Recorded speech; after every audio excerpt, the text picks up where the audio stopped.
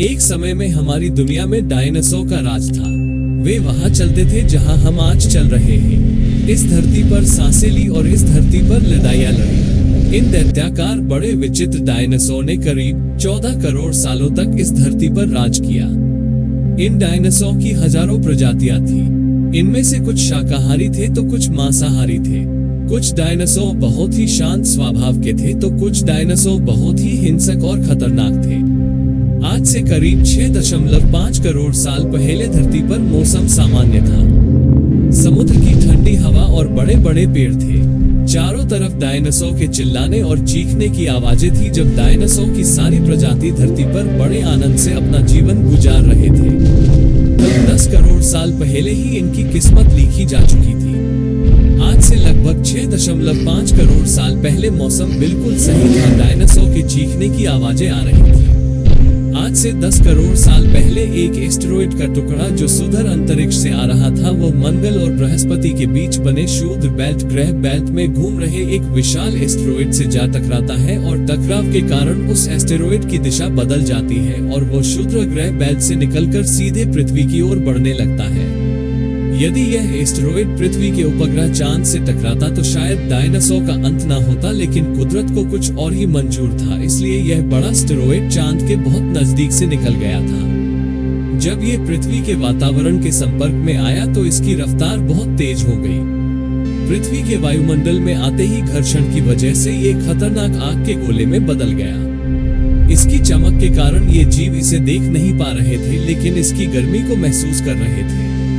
जब यह एस्टेरॉयड पृथ्वी से 3,84,000 किलोमीटर की दूरी पर था तब धरती से शायद डायनासोर का अंत न होता यदि यह एस्टेरॉयड पृथ्वी के उपग्रह चांद से टकराता, लेकिन नियति को कुछ और ही मंजूर था। कुछ ही क्षण में यह एस्टेरॉयड मेक्सिको की खाड़ी के पास जमीन से टकराता है और लगभग 35,000 डिग्री सेल्सियस की ऊर्जा वाला एक भयानक विस्फोट होता है। इस टकराव का विस्फोट लगभग 10 हाइड्रोजन बम के विस्फोट के बराबर था।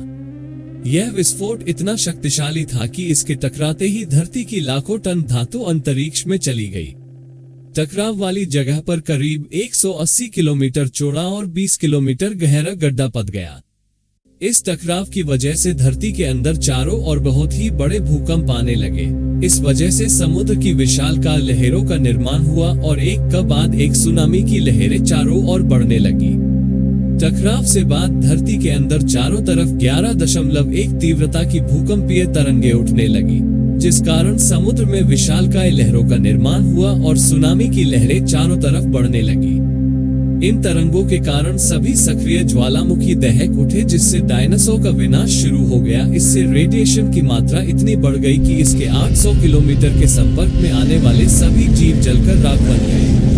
इस महाविनाश में उड़ने वाले डायनासोर इन जमीनी खतरों से तो बच निकले, लेकिन ये तो बस शुरुआत थी। उड़ने वाले डायनासोर जमीन से तो बच निकले, पर जो मेटल पृथ्वी से अंतरिक्ष में गया था वो ग्रेविटी के कारण आग के गोले बनकर पृथ्वी पर बरसने लगा, जिसमें सभी उड़ने वाले जीव का हवा में ही खत्म हो गए।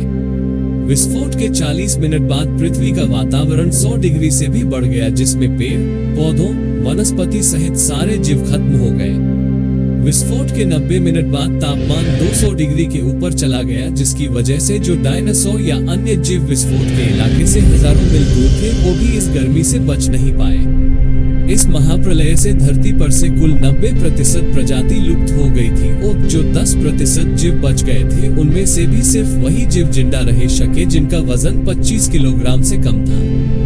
विस्फोट की वजह से जो लाखों टन मेटल, पत्थर और धूल अंतरिक्ष में गया था वो ग्रेविटेशनल पुल के कारण आग के गोले बनकर पूरी धरती पर बरसने लगे। साथ ही धूल का बहुत बड़ा तूफान पृथ्वी पर आ रहा था। गर्म हवाओं का तापमान 100 डिग्री सेंटीग्रेड से ज्यादा हो जाने के कारण पृथ्वी के पेड़ पौधों की सारी आबादी जलकर नष्ट हो गई थी। विस्फोट से बाद धरती का तापमान 200 डिग्री सेंटीग्रेड हो गया। इससे धरती की 90% प्रजाति पूरी तरह से खत्म हो गई थी।